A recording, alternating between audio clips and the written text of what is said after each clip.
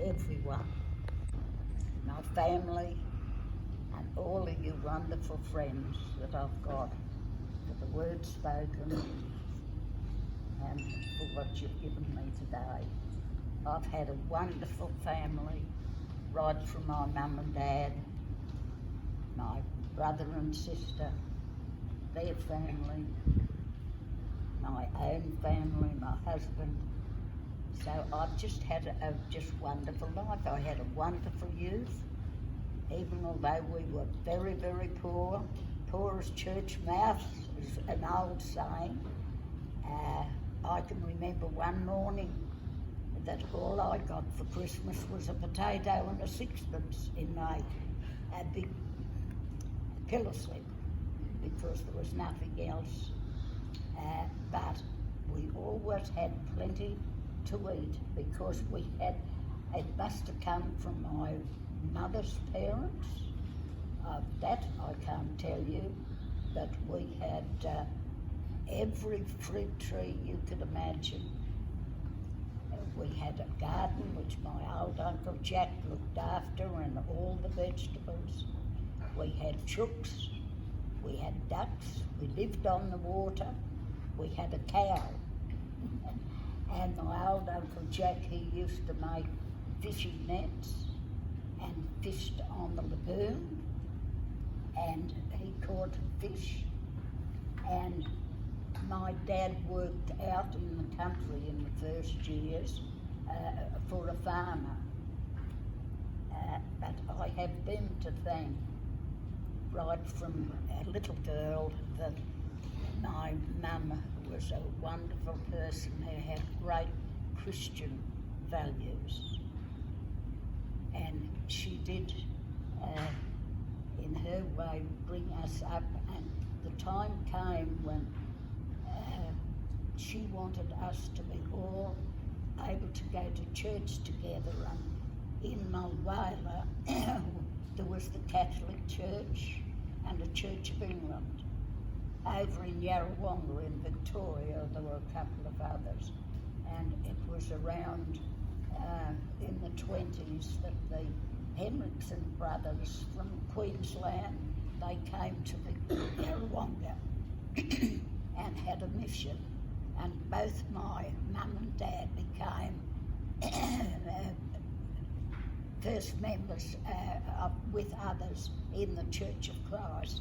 And so my faith and upbringing started right from there.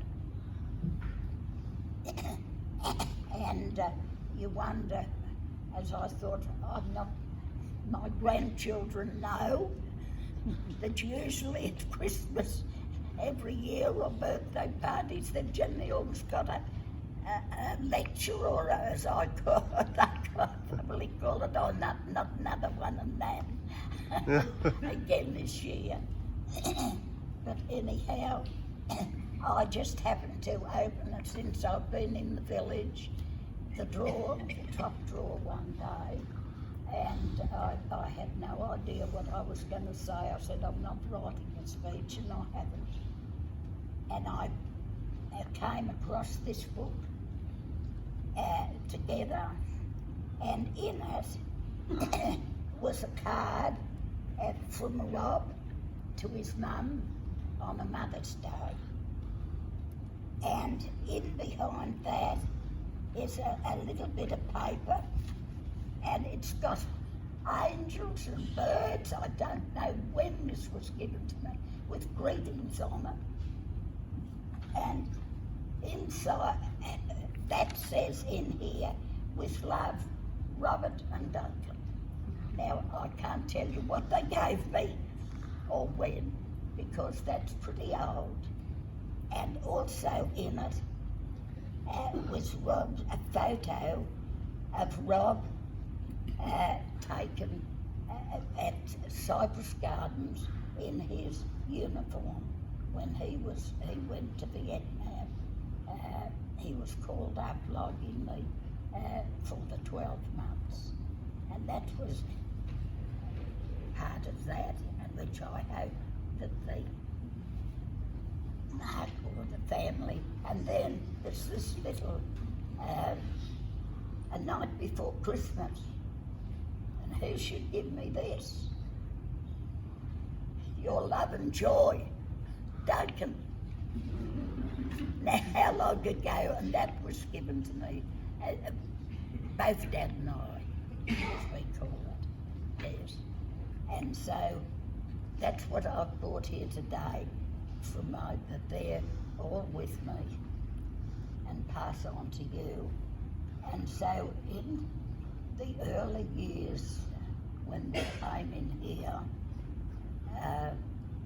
I bought also a piece of paper, wrapping paper, and it had "Take Time to Be Kind," and also I must have used all the others. It was getting out, something about getting old, and I can't remember that one, but Rob did many of the printouts for me, and I used to put them in envelopes or sending to people, and in amongst this was one of these, and I thought, well, perhaps I can hand that on to all of you people today. And if I can just read it, take time to be kind. When someone does a kindness, it always seems to be that the way God up in heaven would like us all to be. For when we bring some pleasure into another's heart, we follow in his footsteps, and we've had a little part in seeing him who loves us. Sorry for my eyes, for I am very sure it's true that in serving those around us, we are serving him too. And I just passed, that's one that is very old, and I would say Rob would have done that for me. And I can't leave without giving a little lecture, but the lecture, it's nearly Christmas, and I won't be with all my great-grandchildren or grandchildren for Christmas. I'll be with one family and the other family. But this I've found in our daily bread, and I think how wonderful these words. It was just before Christmas, and her kids, this is her mother, were having a difficult time with gratitude. She knew how easy it was to slip into that kind of thinking. But she also knew she wanted to something better for her, for the hearts of her children. So she went around the house and placed a red bow on light switches, the pantry, refrigerator door, the washing machine and the dryer, and the water taps. And on each of those she placed a handwritten note. Some of the gifts of God gives us are easy to overlook. So I've put a bow on them. He is so good to our family. Let's not forget the gifts come from, who the gifts come from. And over the years I feel I can only say he's been good to my family, and I can only hope that we all remember these bad times. It seems so appropriate that we don't forget where just those little things come from. I hope you bear with me. Thank you very, very much for your